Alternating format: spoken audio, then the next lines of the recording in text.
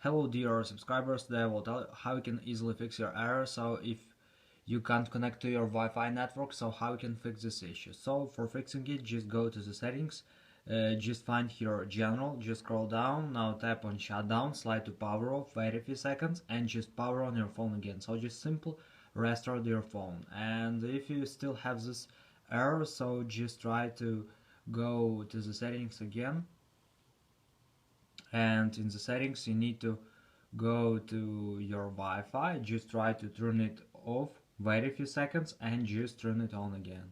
And if it doesn't help you, you can also try to open this network, just tap on forget this network, and after just connect again with your password.